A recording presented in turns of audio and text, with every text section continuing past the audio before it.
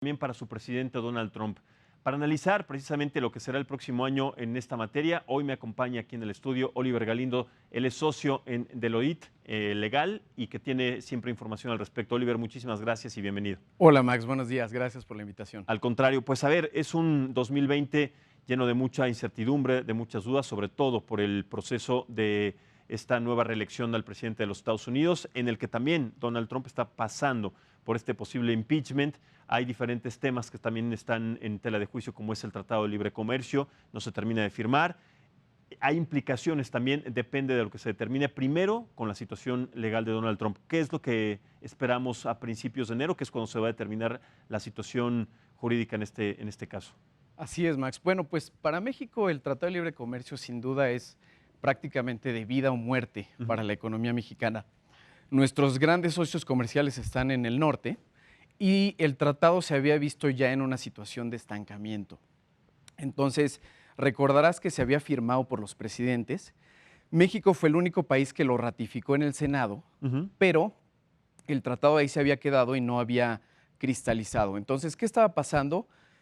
Teníamos una oposición muy fuerte en Estados Unidos por parte del Partido Demócrata, que no quería ratificar el tratado sin antes meterle mano, por decirlo de alguna manera. Esto es lo mismo, por cierto, que sucedió en su momento con el Telecán, cuando se firmó en el año de 1994.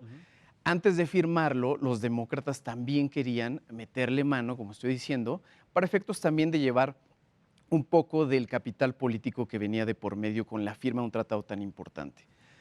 ¿Cuál era el miedo? Que incrementaran, endurecieran varios de los capítulos del TEMEC que de por sí no eran favorables para México, y lo hicieron. Lo hicieron en materia laboral, lo hicieron en materia ambiental. Sí, en este apartado que Jesús Seade estaba de alguna manera reclamando porque él consideró que eran esas atribuciones leoninas, estas letras pequeñas que vienen en los contratos y que no se habían establecido previamente en el momento digamos que las ventajas que tenía tanto un país como otro, ¿no? Y ciertamente era típico para un tratado internacional establecer medidas de lo que le llaman enforcement, ejecución de la materia laboral, tan fuertes como las que trae el TEMEC. Es algo que no se ha visto en otros tratados de esta naturaleza. Entonces, la cobertura que se le ha dado a los cambios del TEMEC ha sido más por ese lado, de manera negativa, enfocándonos en lo que nos hicieron la parte laboral y ambiental. Pero lo duro también estaba en la parte de propiedad intelectual. O sea, se habló muy poco de eso, de que en propiedad intelectual México estaba pagando un precio muy importante por el TEMEC.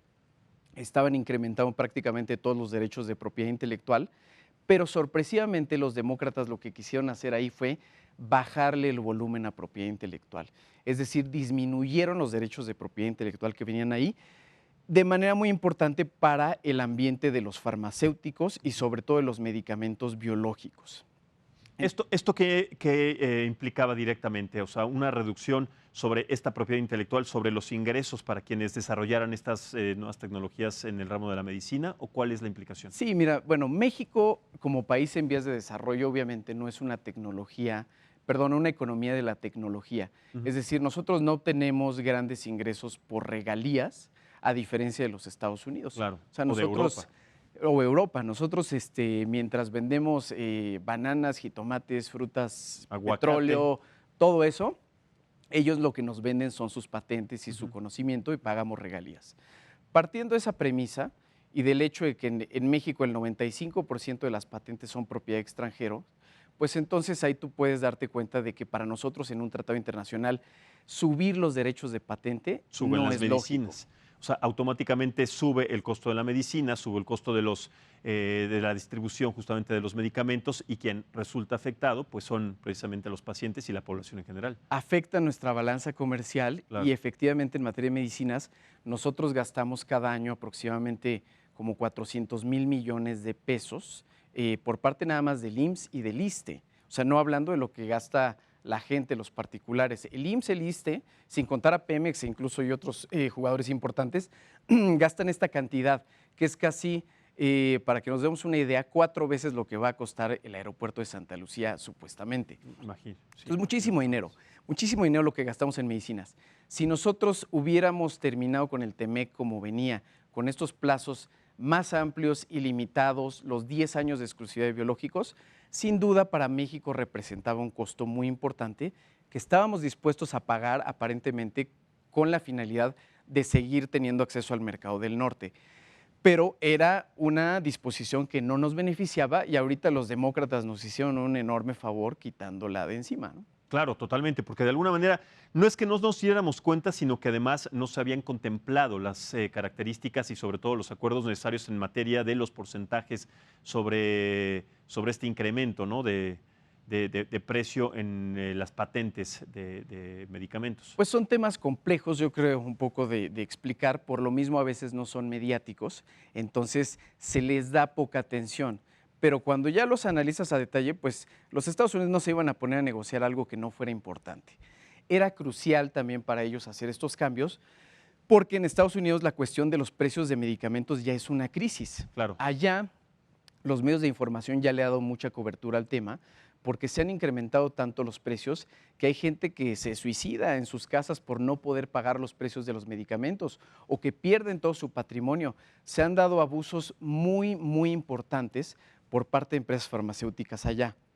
Entonces los demócratas, viendo que esto ya se había hecho una bola de nieve, han tomado la bandera de decir vamos a bajar los precios de los medicamentos en Estados Unidos. Han analizado el tema a O bajar detalle. el porcentaje de la patente sobre cada uno. Exacto. ¿Cómo le hacen para bajar los precios? Lo que tienen que tener es mayor competencia, mayores competencias de genéricos en el mercado para que naturalmente el precio baje. Claro. Eso aunado a otras medidas como control de precio que también están negociando. Pero entonces, si ellos firmaban el TEMEC como venía, se bloqueaban prácticamente sus iniciativas para bajar la duración de la exclusividad y de los monopolios en Estados Unidos. Entonces dijeron, no podemos, no querían ayudar a México, o sea, no era esa la intención. Sí. Lo que pasa es que ellos Era más decían, bien a su sector. si yo firmo el TEMEC como está, a mí me bloquean los Claro. republicanos y ya no puedo pasar en el Congreso estas iniciativas que he estado empujando muy fuerte. Y para los demócratas en Estados Unidos es un tema de la mayor relevancia porque ahí les va pues, el apoyo de muchísimos votantes que están muy metidos en este tema ya en Estados Unidos de los medicamentos. Totalmente. Y tomando en cuenta las características de estas condiciones, entonces, ¿qué podemos esperar para el próximo año? Porque se tiene que firmar ya antes del primer trimestre del 2020 para que no solamente entre en vigor, sino que además también se empiecen a revisar las características y sobre todo también la replanteación, que es a 6 años. Cada 6 años se tiene que revisar, se tiene que replantear para volver a firmarse en un periodo de 16 años, que es lo que se estableció en un principio, ¿no? Así es. Estas revisiones que se están estableciendo en el tratado pues, no nos benefician del todo, ¿no? Porque cada vez que vengan estas revisiones. ¿Somos perdedores entonces al respecto con este acuerdo? Lo que pasa es que al hacer estas revisiones, México realmente dentro de las mesas de negociación tiene poco poder. Tendrá que ser muy hábil el nuevo gobierno cuando vuelva a renegociar. Ojalá sea un gobierno fuerte de mayoría en México para que pueda renegociar en buenas condiciones. ¿Cómo se extraña a Ken Smith en esas negociaciones, sobre todo en la parte de los tecnicismos de la modernización del acuerdo, que no tiene de alguna manera y que aquí se tiene que reflejar la experiencia sobre un acuerdo comercial de estas características, ¿no? Así es muy importante, obviamente también tener argumentos, tener algo que decir en la mesa, pero también yo creo que la moraleja que nos deja este tema de propiedad intelectual es que hay que analizar que en Estados Unidos hay varios grupos de poder. No es como sucede a veces en otros países, incluso ahorita un poco en nuestro país que está muy concentrado el poder en el Ejecutivo. Allá sí hay muchos grupos de contrapeso, el sistema de check and balance funciona muy bien. Entonces, México lo que tiene que hacer, y en otros sexenios se ha hecho bien, es buscar esos grupos de poder de Estados Unidos cuyos intereses se alinean con los nuestros. Buscar esos grupos, aliarnos con ellos para efectos de que nos ayuden a negociar. Porque si nos sentamos como lo hicimos ahora en la mesa solitos con los republicanos de tú a tú, no tenemos realmente un poder de negociación importante y cada 6 años las condiciones se irán volviendo menos favorables para México. Entonces, ojalá que en esos 6 años ya nos habremos dado cuenta de esa situación.